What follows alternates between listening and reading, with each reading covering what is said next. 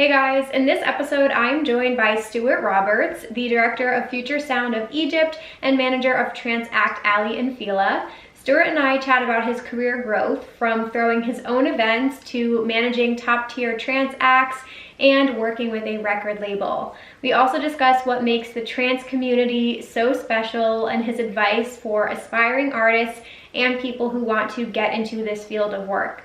I'm super excited for Stuart to share his story today. So with all that being said, let's just get into it.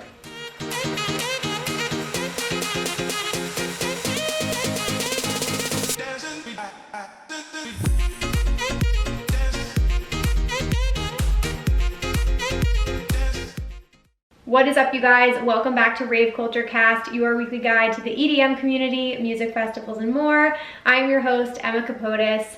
Happy Wednesday, fam. I am super excited to dive right into today's interview.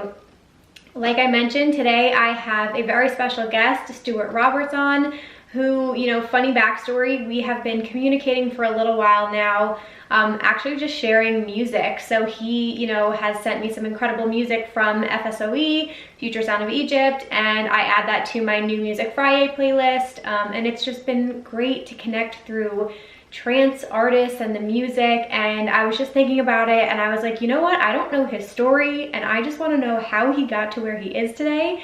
And it was awesome. It was really, really cool. He is so nice and so humble, and everybody has a story, and I just felt like it was super interesting to talk to somebody who comes from more of a small town and a small area and broke out of that and really pursued the field of work and the career that he wanted to do, and built this incredible career and works with these amazing artists. And we have obviously are in the middle of a pandemic right now, so we do not have any events and things like that, but he works with FSOE and they throw these incredible events around the world, and they have different stage takeovers at festivals like Tomorrowland and all of this incredible stuff.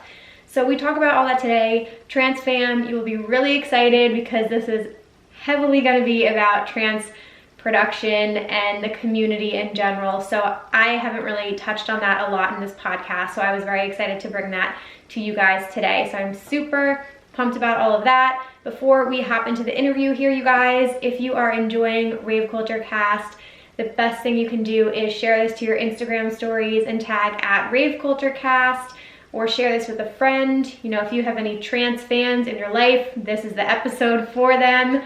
And of course, don't forget to rate, review, and subscribe. You could throw a couple stars on iTunes. That would be a huge help. And if you're feeling up to it and you want to write a review, if you feel so inclined, thank you so much for doing that, you guys. Okay, quickly, I'm going to do my affirmation of the week. And this is something I've been doing, more recently. I'm super into affirmations. And for any of you guys who have been listening and you're like, WTF, I don't even know what an affirmation is, here's a quick definition so you guys can get on board. So an affirmation is a short, powerful statement. They allow you to consciously be in control of your thoughts. An affirmation is carefully constructed to have the most impact. When you say them or you think them, they become the thoughts that shape your reality. So basically, you want to say these things when you're in the right mindset. You can write them down. You want to put them out into the world, and you're basically convincing your mind that these things will happen. So today's affirmation is nice and simple. Today will be a good day. Today will be a good day. Say it with me, you guys. I know during this past year, there have been some really shitty days, but that's not today. Today, you are gonna make it a great day. We are lucky to wake up every day and be able to start fresh. And I just feel very invigorated going into February. It's my birthday month. I'm super excited. But no matter what's going on in your life, put it aside. Today will be a good day. And with that being said, we're gonna kick off this interview. You're already starting on a high note if you're coming in with this interview, because I know Stuart will get your energy up. So anyway, you guys, you can connect with Future Sound of Egypt online. Of course, check out any of their new tracks. They have a bunch of different labels under the umbrella of FSOE, at FSOE Recordings on Twitter and Instagram if you want to check them out over there, and just, go Spotify, Apple Music, do all of the things. But please join me in welcoming Stuart Roberts to the podcast.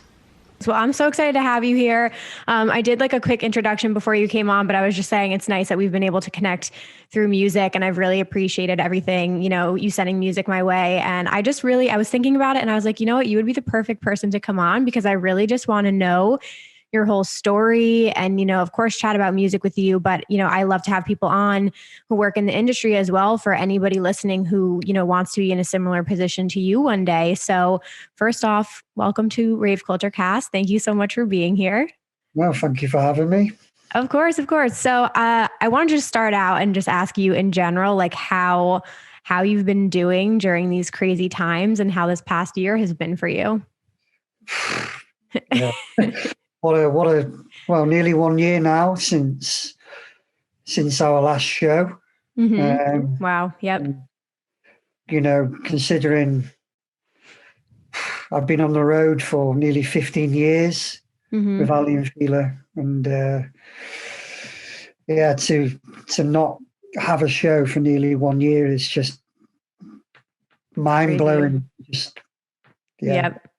I would never have thought, that the whole clubbing industry would come to such a standstill like it has done. Right. Not just the clubbing industry, world in general. Yeah. Oh my God. I can't even imagine.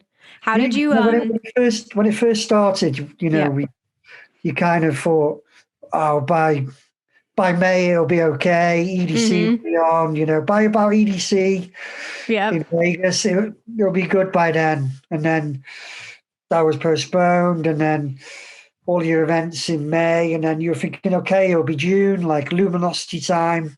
That's when it will kind of start up again. Right. Then it was like, June's not going to happen. Then July, the summer festivals and Tomorrowland and everything. And then obviously July wasn't going to happen. Then August wasn't going to happen. And so on.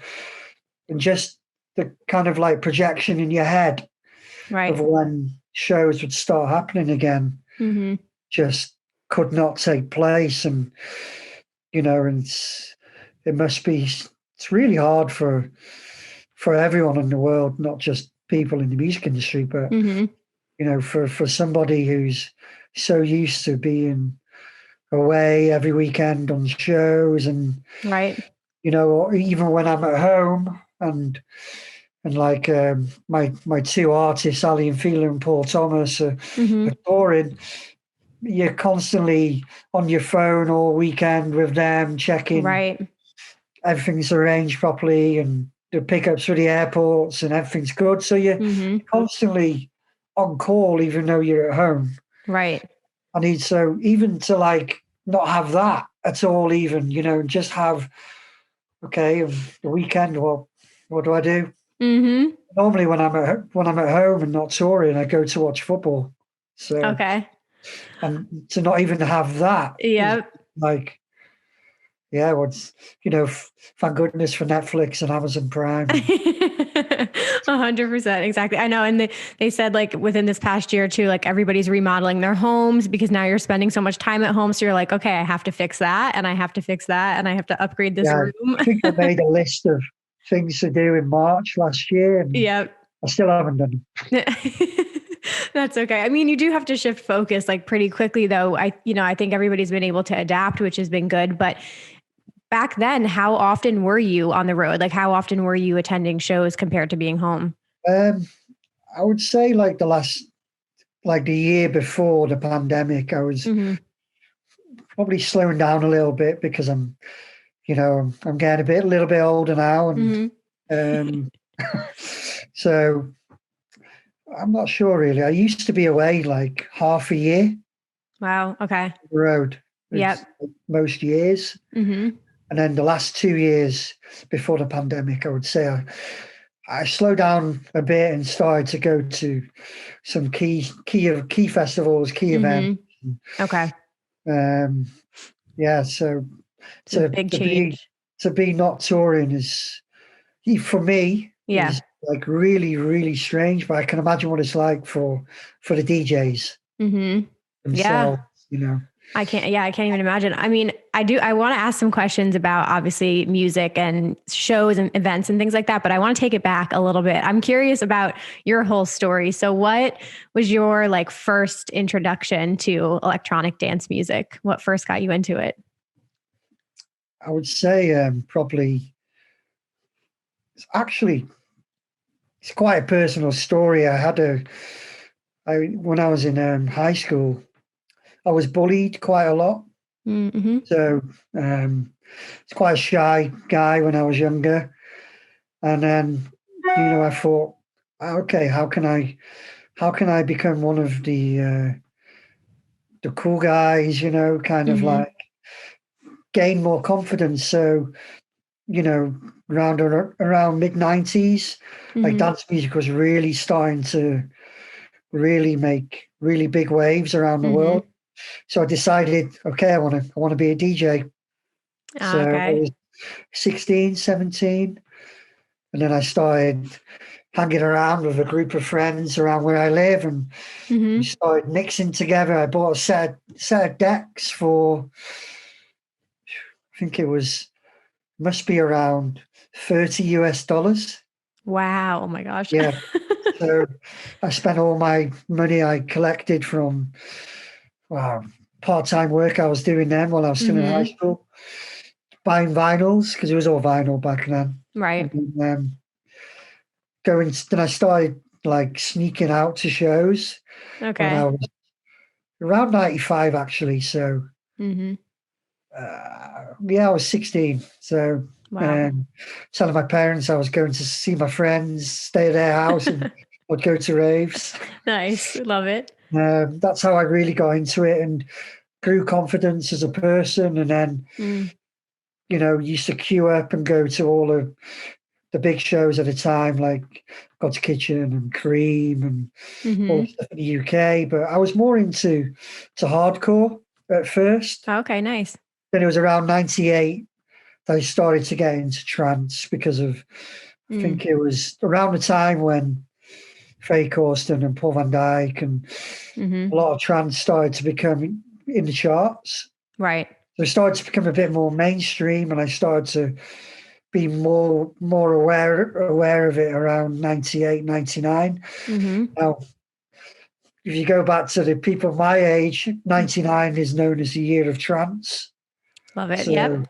it's like a lot of massive hits, it's really when it started to build up so much. And that's kind of how I, carry on DJing. Then I thought, okay, went to university, nothing to do with music. I have 3 different university degrees in medieval history, world history, and American studies. Interesting. Okay. Yeah. So they're on the wall, like degrees and stuff. But right.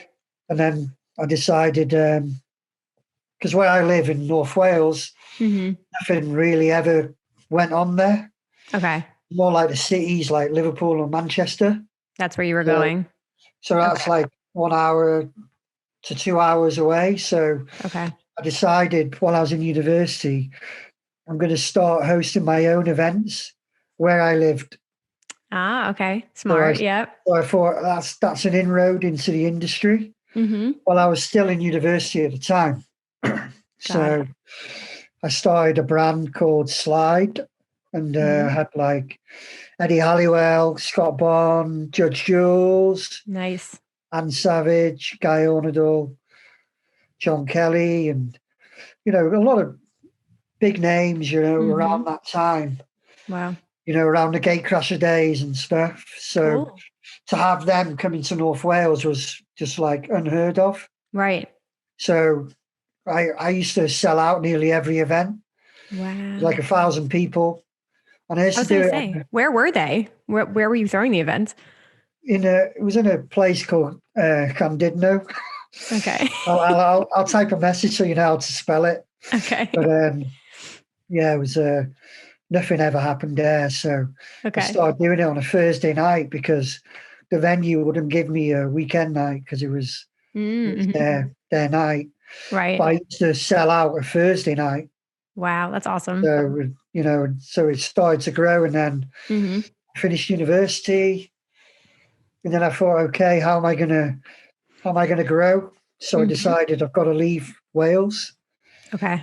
No disrespect to Wales, because, well, I'm here now and I love my country. Yep. I would never want to live anywhere else now. It's beautiful. Yep. But I moved to Liverpool, which is 1 hour away. So that's where Cream was every week. Oh, okay. Cool. Where I went to university as well. So all my family are from there. Okay. So I started to do events there. And I mean, one of the first events I had was Above and Beyond. And wow. They played for me 3 or 4 times while I was doing events in Liverpool. And I had all 3 of them back to back for 3 hours for one night. That's amazing. Yeah. It was kind of like during the early days of Above and Beyond, you know, like and when Ocean Lab, when Satellite came out. Early, yep. So it was kind of like those days. Wow. And I would book a load of other DJs as well, like Simon Patterson, Scott Bond, Les Hemstock. Oh, who else did I have back then? JFK, Lange, Dan Stone. I had quite a few Hans Unicorn guys, Mike Coughlin. And then I kind of like did that till about 2006. But for a few years leading up to that point, there was a big DJ management company in London called Most Wanted DJ Management. Okay. And they had like Sander Van Doorn, Mara Picotto, Marco V on their books.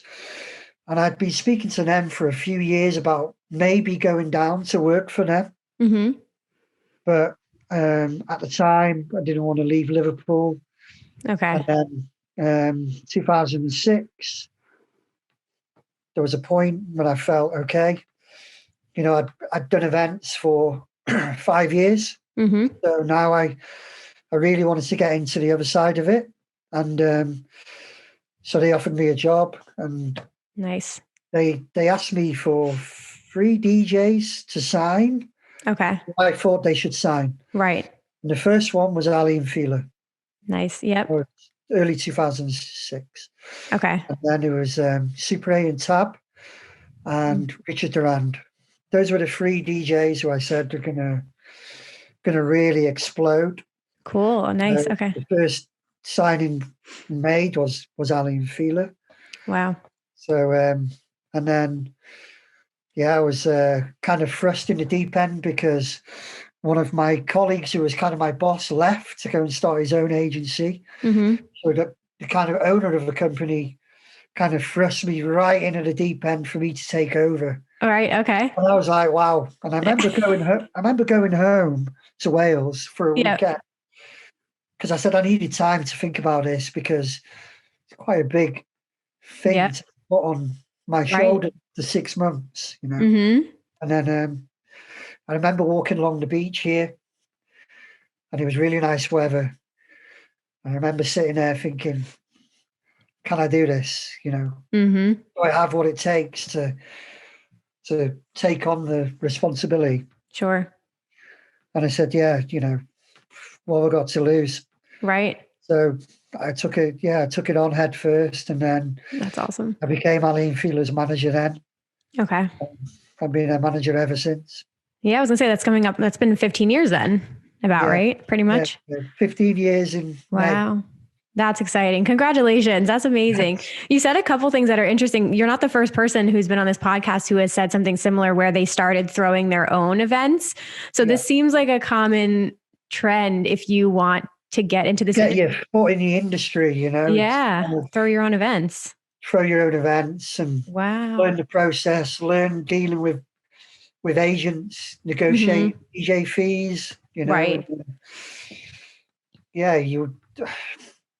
For somebody, you know, from North Wales, where I live, to be involved in the music industry at such a high level, it's unheard of. Indeed, there's 2 other people in the industry now who are from my area, where I live, who are huge in the dance music scene. One of them is Sasha. Okay. Yep. Who I'm friends with, because his father lives in the next town to me. Okay. We're really good friends. That's awesome. So, and also a common love of football. So small world, yeah. Well, I actually I met Sasha's dad through football. I didn't know he was Sasha's dad. Oh, okay. And my friend introduced me to him and said, Stu's a manager of a famous DJ, Aly Fila. And he said to me, Steve's son's a famous DJ. I was like, oh, okay, cool. And he said, yeah, have you heard of Sasha? And I was like, what? As in Sasha? And he was like, yeah. I was like, wow. Wow, what a small world. Years ago. We've been friends ever since. And wow. Yeah. The other person who lives, well, he doesn't live now, but around 10 minutes from where I live is James Jones. Oh, no way. I didn't know that. Yeah. Oh, wow. Okay. Yeah, that's so funny. He grew up around 10 minutes from me. Okay. So it's like a tight-knit group, basically. Yeah. It's rare. I've actually never had the opportunity to talk to Jamie about where he's from. I've been in festivals, I've been in events when he's been there. Right. We're on the same circuit. And I remember Aly Fila were awarded Best Trance DJ 2019 in the DJ Awards in Ibiza. And there was a ceremony. And you have to go up and get your award and everything. Yeah. And Jamie Jones was having an award at the same time. Or he was there. I think he was having an award. Or he was there anyway. And I was dying to go over to talk to him and say, hey, yeah, I'm from blah, blah, blah, from 10 minutes from where you grew up. Wow. Such a small place where I live. Right, so right. It's really, that's special. My village has like one post office, 2 pubs. Right. Super small town. Yeah. Very small. Wow, that's so great. Where he's from is a place called Carnarvon, where there's a famous castle there, and the Prince Charles became Prince of Wales in that castle. Oh, cool. Okay. Queen and stuff. So wow, that's amazing. Sorry, guys, going totally off topic here. No, but it's so interesting to hear the connections too. And yeah, it's very, very interesting. I was just thinking in my head too. It just stinks that we can't travel right now because I want you to have that connection and you guys can have that conversation. But as soon as events come back, maybe if you're listening out there, we'll have to manifest this. Love to have that conversation with him about, because probably where he grew up, I imagine he speaks Welsh. Okay, probably. And I'm Welsh as well. So crazy. That would be a cool conversation. Okay, we need to manifest that to happen. But you also brought up, I'm curious, before we get into currently like what you're doing now, when you said you took on that big role and obviously being thrown into that 6 months in, can you talk a little bit about what the responsibilities were or what your day-to-day would look like in that role that you currently took on at that point? Yeah, it was basically, I was kind of like the head agent kind of thing. So, okay. It was my job to make sure everyone's getting gigs, the whole roster, because we had quite a big roster at the time. But it wasn't just me handling all of them. I had a selected few. The ones I had was Aly Fila, Sid Van Riel, and Roger Shaw at the time. Got it. So that was when he was DJ Shaw. Oh, okay. So that was around 2006 to around 2008 or 9. I was there, and I got offered a job to move back up north to work for a company called PFA. Okay. Which had like Eddie Halliwell, John O'Callaghan, and I took Aly Fila and Sid Van Riel with me, and we didn't stay there that long. Because another job offer came in, which was too good to turn down. And that was through Sid Van Riel, actually, to join a company called 24/7 Management, which at the time was, the owner was, sadly, was my partner for 10 years, in terms of business partner. Right. A guy called Dimitri DeVitt. Okay. And he was Tiesto's manager for 10 years. from around 2000 and around late 90s to around 2008, 2009. Okay. I think. And then he separated with Tiesto, and then he started his own DJ agency, and it was with Faye Corsten. Cool. Okay. We had other guys on, and then we joined them. Okay. Sadly, Dimitri passed away this year. Oh, I'm sorry to hear that. Yep. That was a big, big loss for me, because he was like a mentor to me. Right. It was like, because when he was Siesta's manager, I knew who he was, and I was like, even like if he emailed me or whatever, I'd be like, oh my God, it's Dimitri David, Siesta's manager. Right. You know? Yeah. I mean, I was like, and even when I started working with him, even when I met him or spoke to him, I was still under the kind of like intimidation. Right. Like, I'm this new young guy. Do you know what I mean? This is Dimitri. He was manager of the #1 DJ in the world, in Siesta. Was, played a big part in his career. And now he's my business partner as such, right. Because I wasn't employed by him. I worked alongside him. So, okay.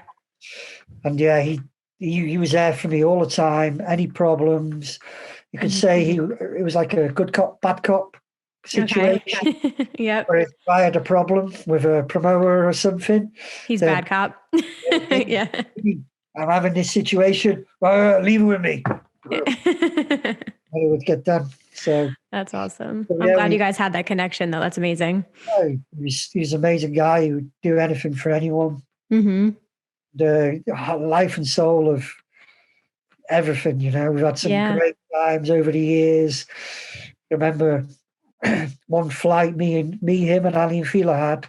We flew to Australia. We met in Dubai, and we all got on the plane in Dubai. Okay. And I think we were first class or business. And I remember we sat by the bar on the plane. I can't even remember how many hours it was. We just sat there nearly, because it's a 13-hour flight. Right, yeah. In Dubai. I think we spent at least 50% of it sitting by the bar. Right. Really, what else is there to do? Yeah. Vivid memories, And, yeah. All right, such a sad time, when he developed cancer, because he didn't tell many people. I knew about it. He told me. It was really sad, and he was such an amazing character in the music industry. Played such a pivotal part in Faye Corsten, Aly Fila's careers, and great guy. So we worked together for 10 years. Wow. Okay. Till 2019. Wow. Okay. And when did you make the switch to Future Sound of Egypt? Well, I've been working with Future Sound of Egypt since I started looking after Aly Fila. So 2006, and then, but I was more involved in the first few years of the event side of things, helping to arrange our celebrations. I don't know if you've seen any of the FSOE events we've done around the world, and the ones in the pyramids and stuff. And yeah, I've seen that. Yep. We've hosted stages in Somaliland, and we've done a lot of FSOE events around the world, and done a lot in North America. We've done 2 in New York, or 3 in New York. Actually. Yeah, we did FSOE. I think it's 350 with a Scala. Wow. Okay. Hammerstein Ballroom. Big one. Yep. It was really amazing lineup. It was really great.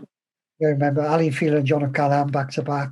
Brilliant. And, and then we did FSOE Island on Governor's Island. Great location. Yep. Venue to do. Going on the boat past the Statue of Liberty. So cool. Yeah.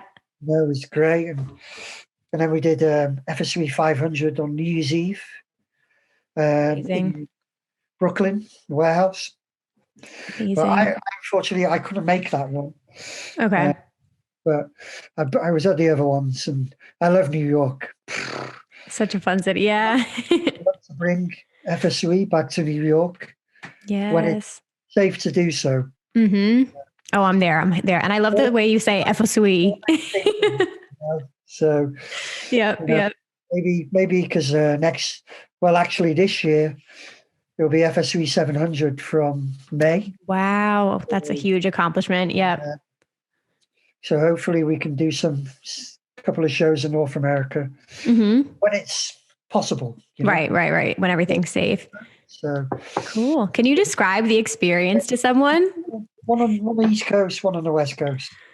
That would be amazing. I mean, so when you're planning these type of events, I know it's a little different when it's a stage takeover at like a Tomorrowland versus, a New Year's Eve event, but how would you describe an event? If somebody's coming to an FSOE event, how would you describe it to somebody? I think firstly, one thing we do as a company is, and I've got to thank Aly Fila for this, really, because they've really thrusted this like as such an importance from the early days, is the production.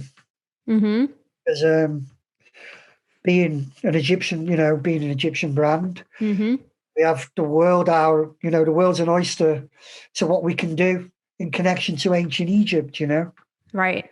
So like if you see the stages that I've developed in the FSOE celebrations over the years, the pyramid stage has changed. Right, it evolves. Now it's like with the LED, shaped pyramid screen. And we have an amazing team behind it. Chris Max from Belgium have been our designers since 2012 for our stages, and they're involved with Tomorrowland. Okay. So, amazing guys, such brilliant guys to work with, so for the FSOE 700 one, they helped with the stage, and we also had another company who were involved in the stage design, and that was a company called PRG, and they designed Eric Pritz's Holo shows. Oh man, yep. They were involved in talking top tier, yeah. our next stage design, which no one's seen yet. Right. Oh wow. Okay, that's so exciting. Hopefully, when events are safe to do so, we and hopefully one day we can bring it back to the pyramids. Oh, I would love. Yeah, I was going to say it's amazing to see the creativity behind that, and especially like it's also just so much detail because you're also carrying the branding through everything and the same experience. And there's just something about trance fans too, that I feel like no matter what the state of trance currently is right now, the fans are just so loyal, and it's amazing to see some of these more niche. Yeah, you're right. It's crazy. Every trance family out there, thank you, because you guys keep it together. The love and everyone's connected. They're all friends. Everyone's friends all around the world. Yeah, go to parties and you see each other, and it's great to see, and it's great for ourselves to be connected to so many fans around the world as well.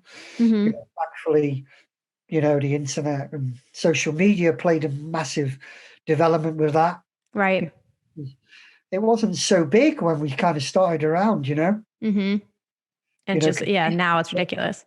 It was only in its infancy, when you show my age now. But really, no, I love it. Oh my God. No, I purposely love to have people on here from every walk of life. And I wanted to touch on this because I haven't touched too much on trance in particular. And one thing you said was about the production. That's what sticks out in my mind. I just think the production, the lasers, the energy that comes specifically from a trance stage or a trance set at a festival. It's like, you have to get that fix in. I always make sure I stop at the trance stage no matter what. I think, look at the companies out there throwing events, you see, the productions are extremely important. It's the focal point, not just the DJ. Right. For us, it's equally as important as everything else. Stage, the way it looks, and the feeling you get from seeing such a a grand design, where Mm-hmm. is put into it, and I just love the way and you see the big companies around the world who, throw events, and the way they put their efforts and time and resources into the production as well. And Mm-hmm. I think that's something for FSOE, it's very important to us as well, of course, the lineup, and Right. also giving a mixture of the big names as well as the up and coming names, try and Mm-hmm. get a blended mix together. Right. And I think if you look back on a lot of our lineups, and you see there's a mix of Mm-hmm. the higher level names in the trance industry to Right. the upcoming names. And Future Sound of Egypt as a record label as well. Mm-hmm. We're proud that we've been able to give producers around the world the opportunities Right. to get their names out there. Mm-hmm. And I can say it myself because I see how many demos we get every week. I cannot. I was just gonna ask you that. Yeah, it's just constant. There's producers coming from everywhere, and it's Mm-hmm. amazing to see because that keeps the scene alive. Right. You need you need the newcomers coming in and being creative and there's so many subgenres now too. It's like I get confused sometimes because there's so much music out there, but I love everything you've been sending me too, because I feel like sometimes I'm not even the most connected to trance artists. So I love seeing new names every single week. And I think it's amazing. And I mean, if somebody wants to be a trance producer, or somebody listening out there right now is trying to break into it, do you have any advice for them to get their music heard? Definitely believe and love what they're doing, and probably not to follow trends. Okay.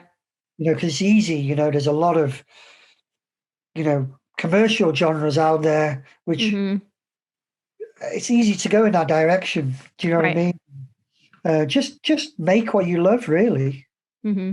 What you feel there. Yep. And that'll work. It might not work first time.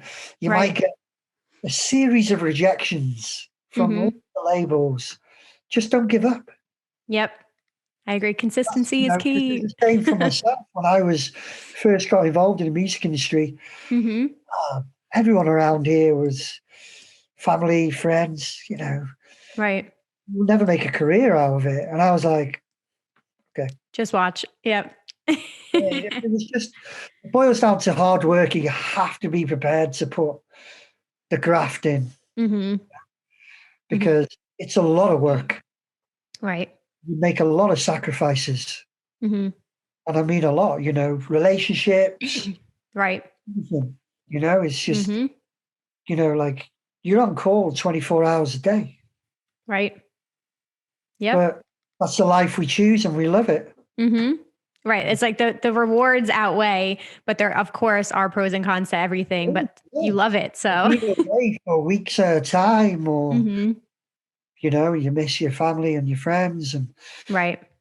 And I specifically as well miss my football. Right. Crazy huge football fan. So what team? Who's your team? Liverpool. Oh, okay. Right. That makes sense.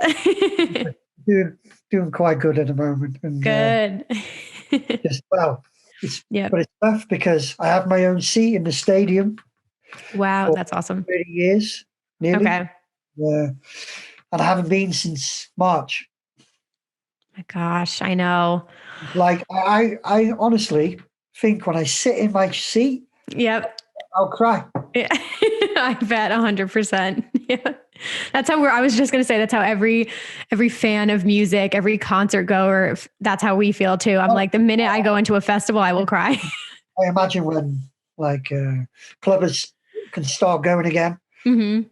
I imagine when they see their friends and, it'll be emotional for us as well. Don't forget, I've not seen Fadi from Aly Fila for nearly a year. Right. I know. Every week.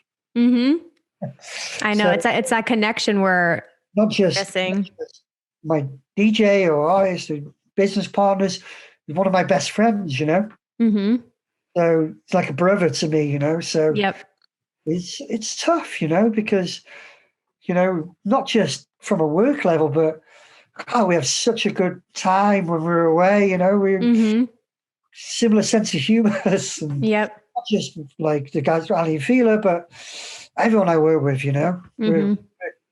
We've got It's a family. great team and we miss each other, and everyone from FSOE and Aly and Fila. It's the whole team and the different record labels under us, and everyone I work with, and Paul Thomas, and it's really tough because you're so used to seeing everyone.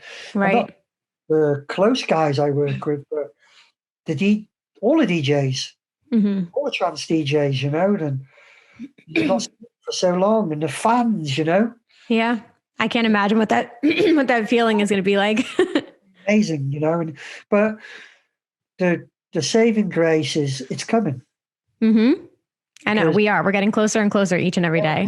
Each day we're getting closer, and the vaccine, like I saw like 10 million have had the first jab here in the UK, which is great because we have 60 million. So that's like 15% of the population already. Right.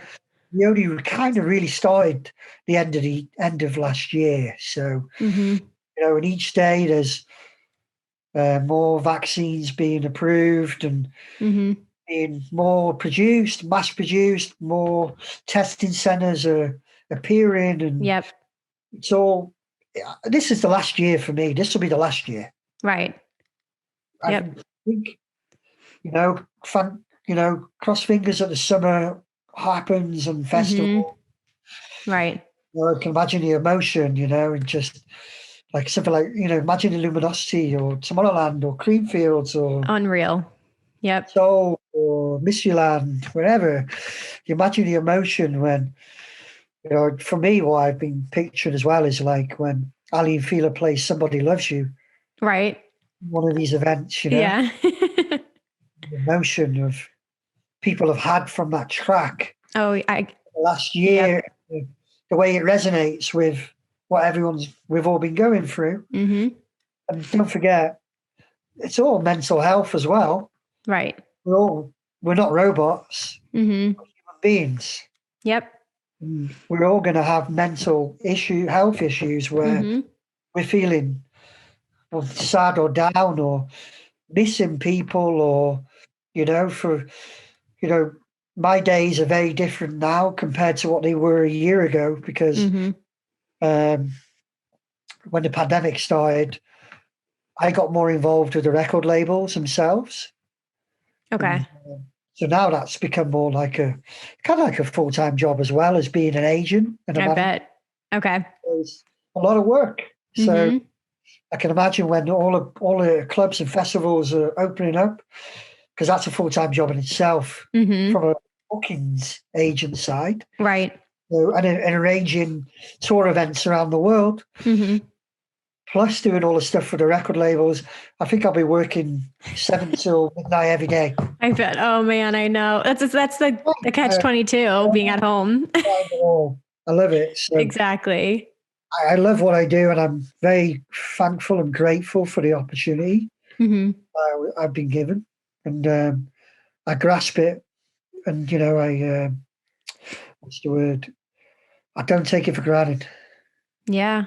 No, and I thank you so much for sharing your whole story with me today. And I think the future is very bright. I completely agree with you. I think if we can get through this, we're at the lowest lows, and right after this will be the highest highs. So, that dichotomy is going to be probably like a lot to get used to, but it's just going to be amazing all around. And I feel the same. I think the connection between the artist to the crowd at events moving forward is just going to be even more powerful and intimate just because we're going to be so grateful to be there. It's going to be amazing. I actually think it's going to go back in time, like the late 90s when I first started going. It's kind of going to because we were spoiled here in the UK. Right. We had like God's Kitchen, Gatecrasher, Cream, Passion, Gallery, Sound. That was every weekend.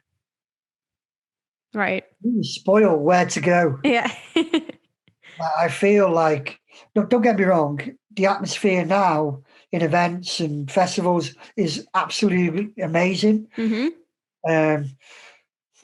But when clubbing was just kind of coming through, like the 90s and the late 90s, it was kind of just a little bit of a different atmosphere. Right. I imagine people who were going back then will understand what I'm kind of referring to. Yep. I'm not saying like clubs or festivals or any way not the same, because they're amazing. Right. It's just different. After we could go out every week, Right. In North America, there are options to go out every week.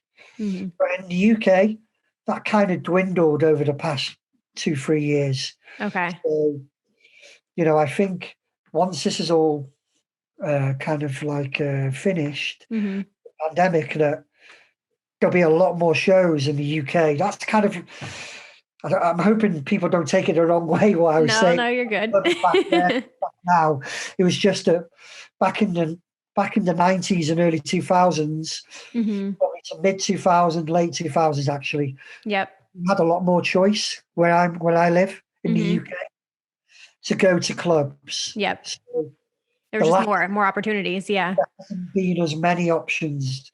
There's still been amazing shows in the UK, but they're not as frequent. Right.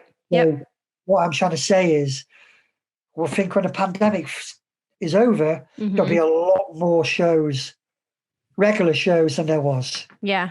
Well, the need for it, the supply demand. That's what I'm trying to say. Yeah. Not whether it was any better back then. No, it didn't come off that way. It wasn't, because back then and now, of the atmosphere, if you're playing in a 300 capacity club to playing in a 50,000 capacity arena, the atmosphere is just amazing, Yeah. And what is I know we talked a little bit about, how things will change post-pandemic, but I guess in these next few months, what is your game plan with FSOE? Like, what does the future look like for you, and what are you most excited about right now? Well, the positive thing is I can see in the last few weeks, more and more events are starting to talk. It's starting to plan. Right. So that's positive to see. Obviously, we're still all regulated by the virus. Right. What happens, and government regulations and travel restrictions. And, but there's definitely more positivity in the last few weeks. And, from, I can starting to think now about FSOE 700. Well, I've been thinking about it for the last year, but I can probably now start to think a bit more of maybe where we can do and when we kind of maybe can do it. Okay.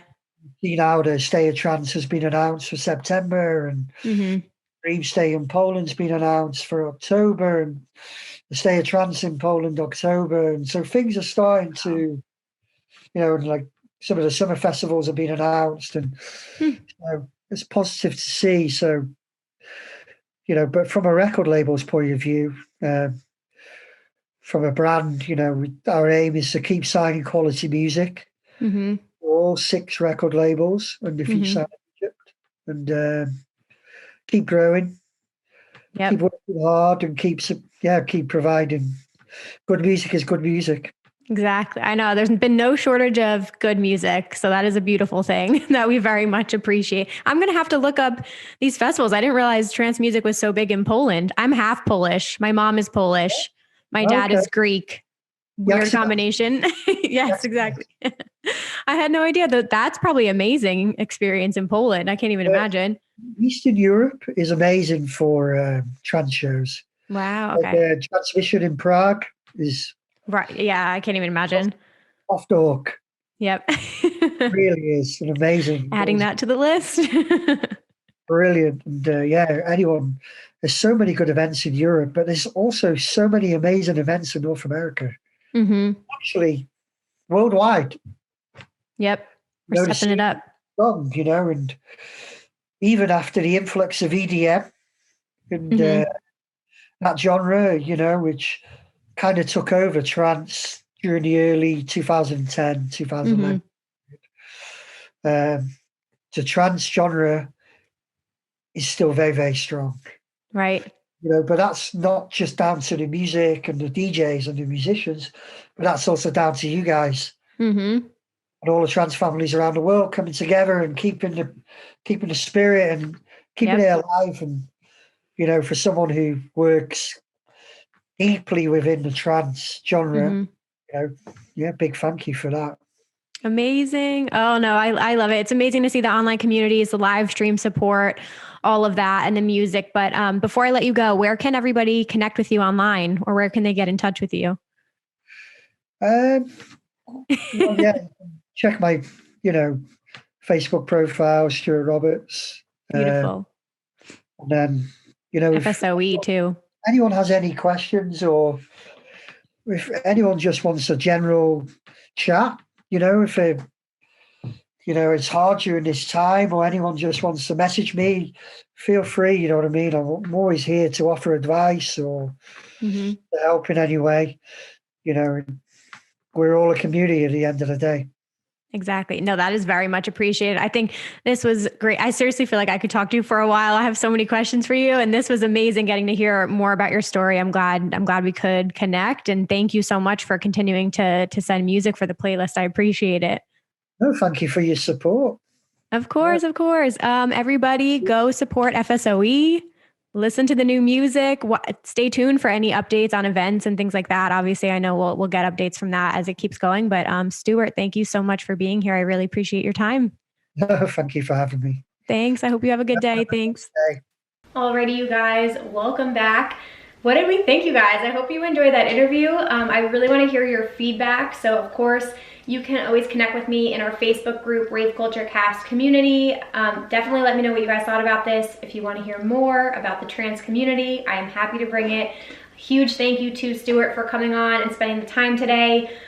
I really just love learning about people's stories and hearing how they got to where they are, and everybody has something special to say. So it was really an honor to have him on, and I appreciated it so much. And I will definitely be on a trance kick after this. So again, you can connect with FSOE at FSOE Recordings on Twitter and Instagram. And again, go check out their latest tracks. I always try to include a couple of them in my New Music Friday playlist. So my trance fans do not feel left out. I've got you covered, you guys. But yeah, I couldn't echo anymore what he said about the trance community just being super loyal and just honestly unique and amazing. And it's a really cool community. And to his point, it has this longevity and it is the way it is because of the fans and how much you celebrate it and you show up online and in person to the different shows and the stages, and the production is ridiculous. So I'm super pumped about this episode. I'm excited for you guys to hear it. Okay, I'm gonna hop into my EDM news. I have like quick, short updates. It's a lot of festival announcements and new music announcements, which is exciting.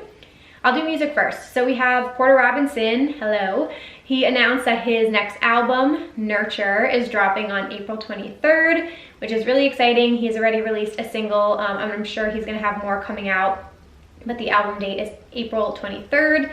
Ganja White Knight also teased that their album is almost done as well. So, my bass heads, I didn't forget about you, I promise. They'll be coming. And speaking of bass, Subsidia's Night Volume 3 is now out at this point, so you guys can go check that out.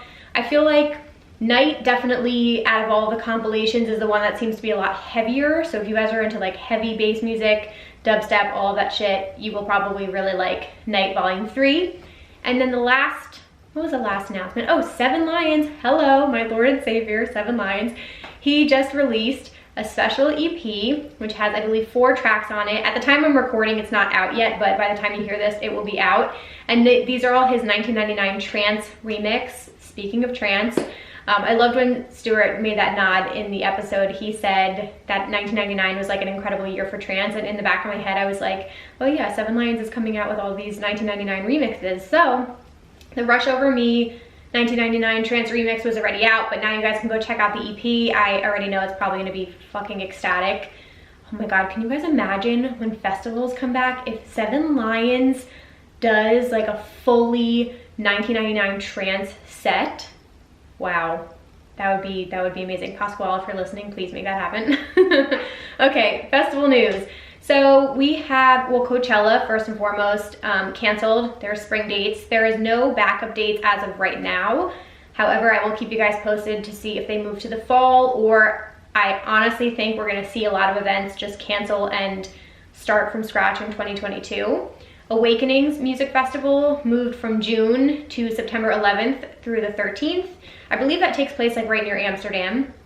And then we also have Elements Music Festival, which is kind of like a transformational arts and wellness, I guess more wellness you could say, event that takes place in Pennsylvania. It's a camping festival.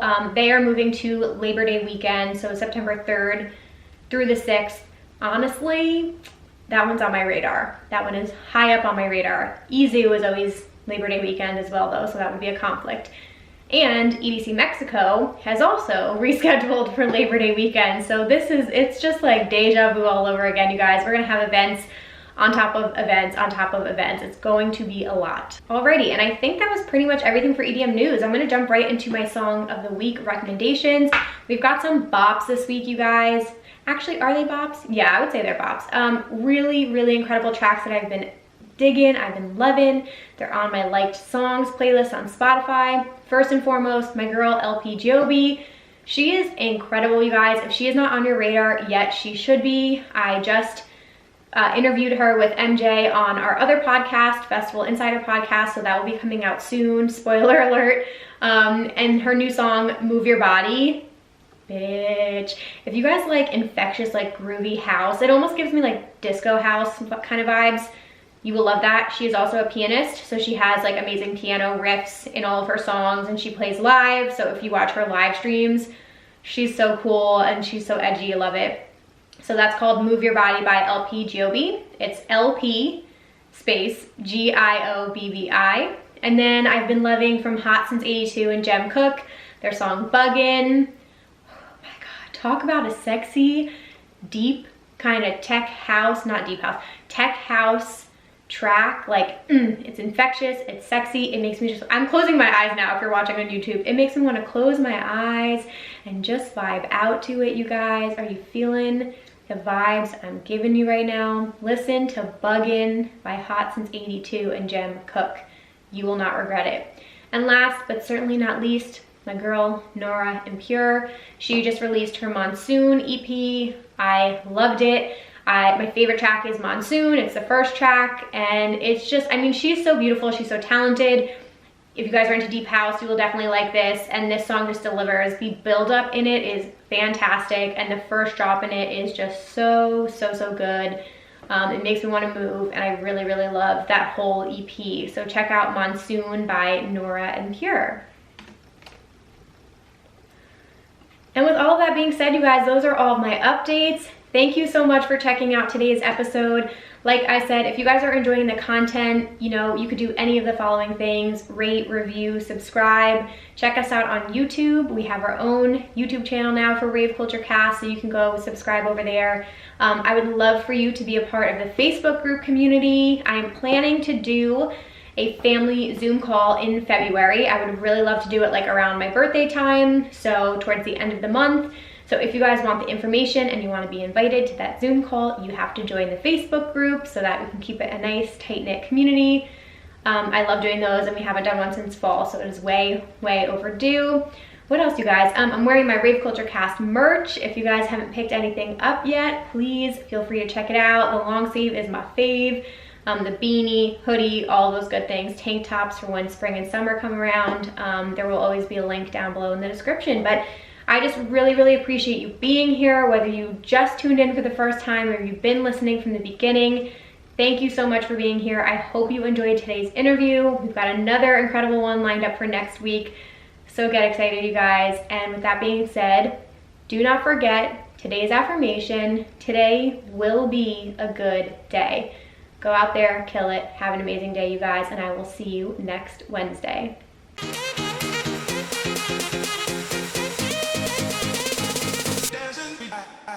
Dancing.